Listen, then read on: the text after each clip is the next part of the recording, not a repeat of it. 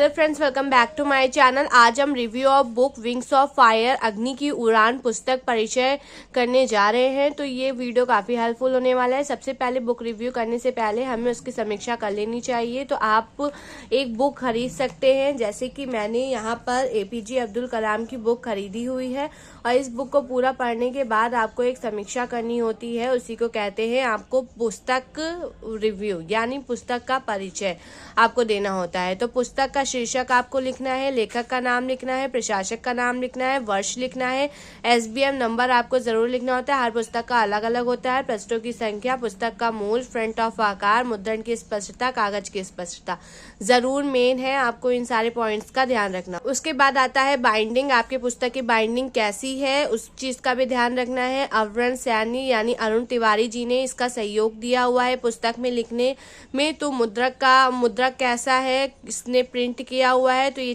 चीजें भी आपको लिखनी होंगी। फ्रंट कवर पेज कैसा है, तो APJ Abdul Kalam wings of fire के उन्मुख पृष्ठ पर चित्रित है, जिसमें कि महिम एपीजे अब्दुल कलाम की विचारशील तस्वीरें और मिसाइल मैन को प्रक्षेपित रूप से दर्शाया गया है। भाषा क्या है, पुस्तक की भाषा सरल, रोचक व रुचिपूर्ण है। भाषा पढ़ते समय आगे की जिज्ञासा बनी रहती है। पुस्तक का आकार कैसा है, तो पुस्तक का आकार माध्यम है, अर्थात पुस्तक बहुत मोटी नहीं है और ना ही पतली है। आपको मैं पुस्तक दिखा देती हूँ। तो पुस्तक कुछ इस तरह से है, ना ज़्यादा मोटी है और ना ही ज़्यादा पतली है। तो ये मीडियम आकार की है, इसलिए मैंने इसको इसमें इस तरह से लिखा हुआ है। नेक्स्ट पेज पे आ जाते हैं।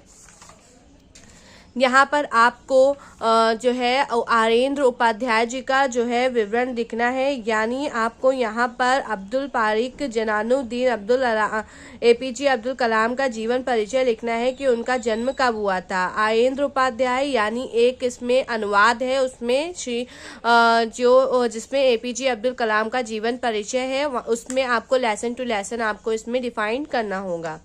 नेक्स्ट, ये पूरा इंस्टीट्यूशन के बारे में आपको यहाँ पे डिफाइन करना है और इस टाइप में आपको पूरा लिखना है कि एपीजे अब्दुल कलाम को क्या चीज़ उपाधि मिली थी, कैसे इंस्टीट्यूट में वो गए थे, और इस चीज़ में पूरा आपको जब आप बुक पुस्तक पढ़ेंगे तो आप चाहें तो इसका भी स्क्रीनशॉट ले सकते हैं।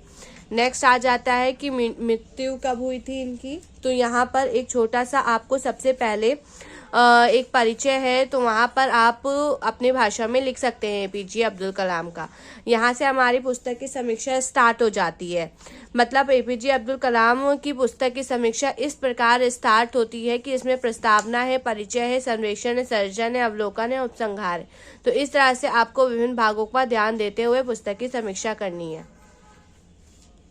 नेक्स्ट आ जाता है, अब हम अध्याय 1 पर आ जाते हैं। अध्याय 1 हमारा है कि पिताजी से विरासत के रूप में ईमानदारी और आत्मविश्वास मिला था उन्हें। माँ से ईश्वर में विश्वास और करुणा का भाव मिला था।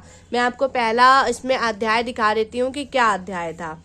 तो पहला जो अध्याय था इसमें वो था संरक्षण, जो एपीजे अब्दुल कलाम के जीवन से होकर गुजरता है, और ये आपका प्रथम अध्याय था एकहा। तो हमने यहाँ पर लिखा हुआ प्रथम अध्याय एकहा, ठीक है। तो इसमें जो चीज़ें थीं, इन चीज़ों को समीक्षा करते हुए मैंने इन सारी चीज़ों की समीक्षा करते हुए इस प्रकार से पूरी चीज़ें यहाँ पर आपको लिखनी है कि आपको इसमें क्या शिक्षा मिली, कैसे मिली। तो इस चीज़ों का ध्यान रखते हुए आपको पूरी इसकी लिखनी है और बताना है। जैसे कि प्रथम अध्याय में उन्होंने अपने पिता और माता के बारे में विश्वास जगाया था। उन्होंने अपनी माँ के ऊपर एक कविता भी लिखी थी। यहाँ पर मैं आपको दिखा देती हूँ। यहाँ पर उन्होंने सबसे पहले अपनी माँ को संबोधित करते हुए एक कविता लिखी थी। इस कविता का भी आपको विवरण करना है। तो आपको ये जो पूरा ये चीज़ है ना, भूमिका और ये सब, आभार व्यक्त करना और मेरी बात और एक कहा, पूरा इसका आपको निचोड़ इसमें लिखना होगा अध्याय 1 में, ठीक है। तो आप चाहें तो इसमें भी ऐसे भी लिख सकते हैं, आप चाहें तो टॉपिक टू टॉपिक भी लिख सकते हैं। नेक्स्ट आता है, इसमें आपको पूरे चीज़ों लिखनी होगी। इसमें देखिए, दूसरे जिस व्यक्ति ने मेरे बाल जीवन का गहरा प्रभाव पड़ा था, उनके चचेरे भाई थे शक्सुद्दीन थे। वो रामेश्वर में अखबारों में एकमात्र वितरक थे। देखिए, एपीजे अब्दुल कलाम को ऐसे ही नहीं कामयाबी हासिल हो गई थी। उन्होंने अपने जीवन में छोटे से छोटा काम किया था, यानी उन्होंने अखबार भी बांटे थे। उन्होंने बचपन में जो है अपने एक दुकान में काम भी किया था जहाँ पर उन्हें देख रेख के लिए रखा गया था। तो ये मत सोचिए कि अगर आप छोटा काम कर रहे हैं देन आप सफल नहीं हो सकते। सफल वही होता है जो छोटे से छोटे काम करने का अनुभव उसको प्राप्त हो।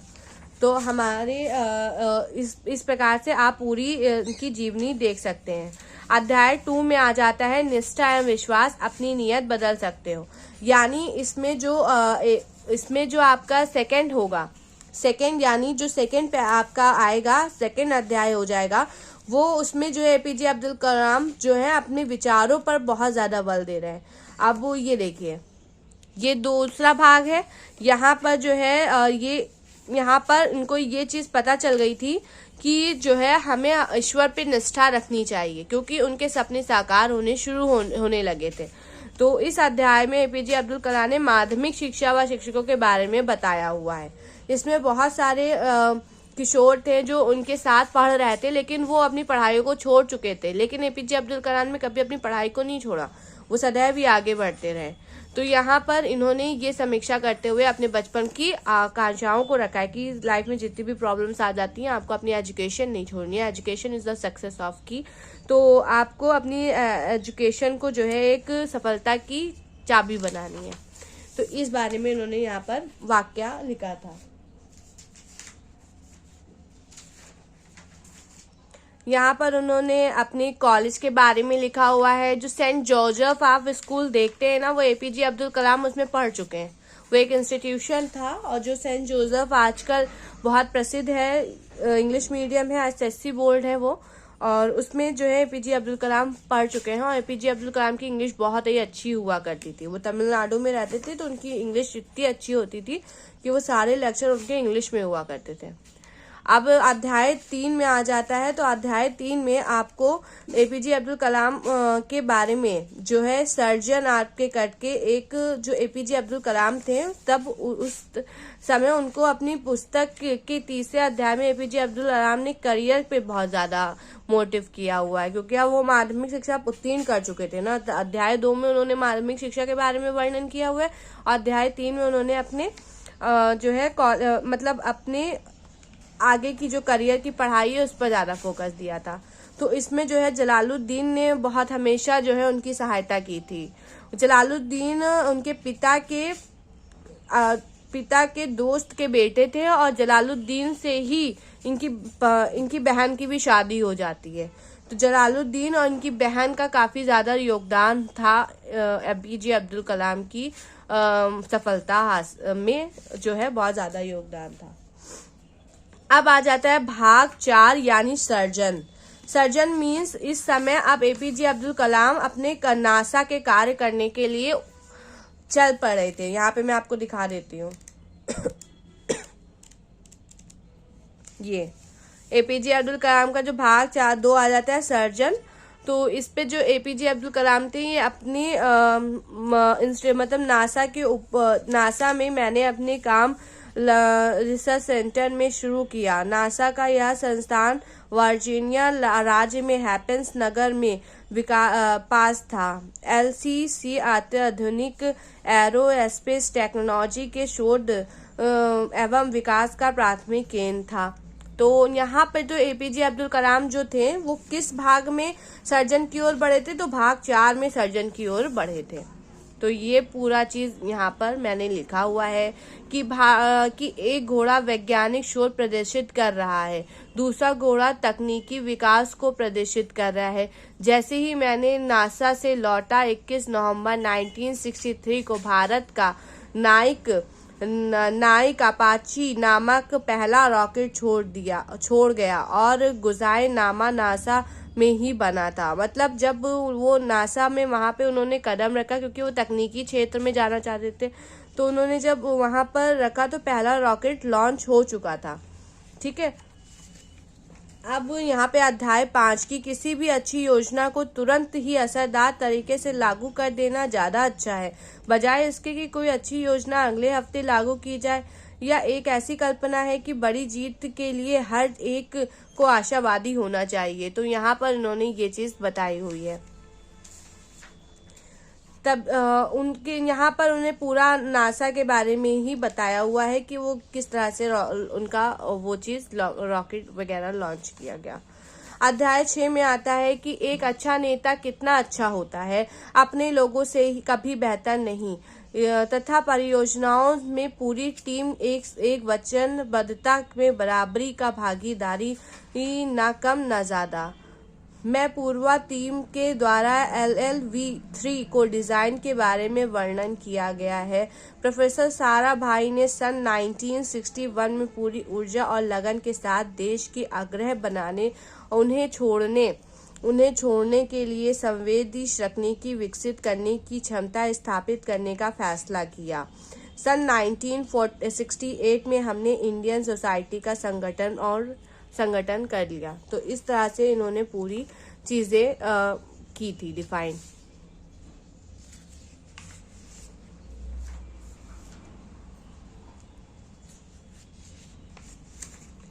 ये पूरी बहुत अध्याय 7 में इन्होंने एक पोयम लिखी हुई है कि सुंदर है वे हाथ सर्जन करते हैं जो सुख से, धीरज से, सच से, साहस से, हर क्षण, हर पल, हर दिन, हर युग। इनकी एक लाइन है कि देर रात काम करने के बाद मैंने ये लिखा था। तो मतलब आप समझ सकते हैं कि जो है APJ अब्दुल कलाम कितने विचारशील थे हर चीज में। अध्याय 8 में कहते हैं कि जो लोग अपने पेशे से शीर्ष तक पहुंचना चाहते हैं, उनके भीतर पूर्ण वचनबद्धता का पूर्ण बुद्ध गुण होना बहुत जरूरी है। तो इस तरह से इन्होंने अपनी समीक्षाएं लिखी हुई हैं। अध्याय 9 में बड़ी वैज्ञानिक परियोजनाएं उन पहाड़ों के समान है जिस पर थोड़ी थोड़ी कोशिशों को संभव हो सके तथा बिना इच्छा के चढ़ा जाना चाहिए। ये सारे विचार जो है आपको इसमें थोड़े से टफ मिलेंगे, लेकिन मैंने इनको बना के लिखा हुआ है। अध्याय पार्ट 3 आ जाता है आराधना।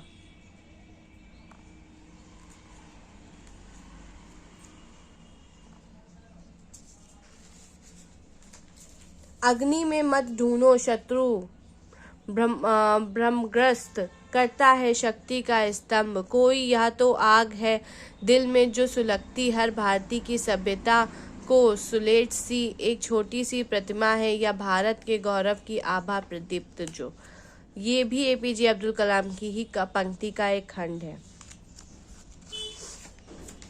अध्याय 10 में भी इसमें आप देख सकते हैं, अध्याय 10 की भी समीक्षा की गई है। दिन गुजरते हैं फंसे हम, बिना सांस बिना गति, एकदम जड़, बिना जीवन बिना भाव, जैसे किसी समंदर की तस्वीर पर बनी कोई नाव। तो ये कविता बहुत ही ज़्यादा उनको प्रभावित करती है। जिसने कभी ना गर्दिश देखी, जिसने कभी ना फाका खाया, ना क्या खोजेगा क्या पाएगा, रामेश्वर अगर आएगा।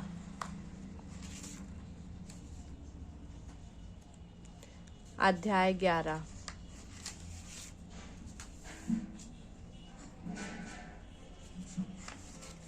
अध्याय 12।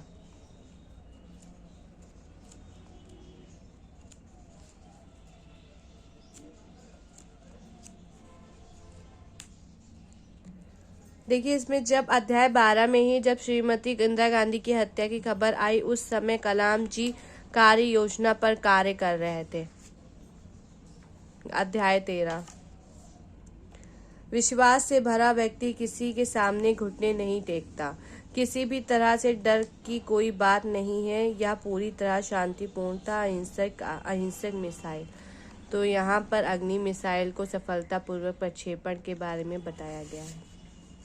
अग्नि में मत ढूंढो, ये तो बहुत ज़्यादा इन्होंने हर जगह पर इस बात को, इस कविता को, इस खंड को लिखा हुआ है। अवलोकन है वह जुड़ता तोड़ता फिर बनता रूप में जो कोई नहीं जानता, कोई नहीं पहचानता। अध्याय 16। ये अंतिम अध्याय है इसका, विंग्स ऑफ फायर का।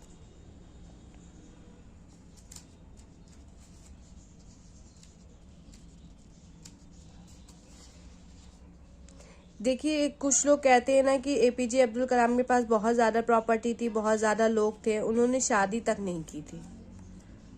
इसमें लिखा हुआ है उनके पास कि मेरे पास ना धन है ना संपत्ति है, मैंने कुछ इकट्ठा किया हो, कुछ नहीं बनाया। जो ऐतिहासिक हो, शानदार हो, आलीशान हो, पास में कुछ नहीं रखा। कोई परिवार नहीं, कोई बेटी बेटा नहीं। मैं नहीं चाहता कि मैं दूसरों के लिए कोई उदाहरण बनूं, लेकिन मुझे विश्वास है कि लेकिन कुछ लोग मेरी इस कहानी से प्रेरणा जरूर ले सकेंगे। तो इन्होंने पूरी तरह से इस बात को डिफाइन किया हुआ है। यहाँ पर ये मूल्यांकन है कि मुझे कैसी लगी पुस्तक, तो ये पूरा मूल्यांकन लिखा हुआ है। यहाँ पे निष्कर्ष के बारे में बताया गया है कि यह पुस्तक एक आत्मकथा है जो कि एपीजे अब्दुल कलाम के द्वारा लिखी गई है। इस पुस्तक में उनके जीवन के प्रत्येक अनुभव के बारे में वर्णन किया गया है। इस पुस्तक में एपीजे अब्दुल कलाम ने एक प्रसिद्ध वैज्ञानिक के रूप में अपने अनुभवों और अपने जीवन के विवरण के बारे में बताया है। ये शैक्षिक निहितार्थ है कि यह पुस्तक विंग्स ऑफ फायर आत्मा से ली जो पढ़ने की अत्यंत सरल और रोचक है, जिस कारण इनको पढ़कर हमें निरंतर कार्य करने की प्रेरणा मिलती है। एपीजे अब्दुल कलाम एक कष्टनिष्ठ, कर्मनिष्ठ व्यक्तित्व और चिंतनशीलता को जानवर व्यक्ति का इस जानकर व्यक्ति संचार होता है, जो ठान ले उससे कर सकता है, अर्थात कोई भी कार्य असंभव प्रतीत नहीं होता। तो अगर आपको ये मेरी वीडियो पसंद आई तो प्लीज़ लाइक एंड सब्सक्राइब ज़रूर करिएगा। चैनल पर नए हैं तो प्लीज़ मेरे चैनल को सब्सक्राइब ज़रूर करिएगा ऐसे ही रोचक वीडियो के लिए। Thank you for watching this video.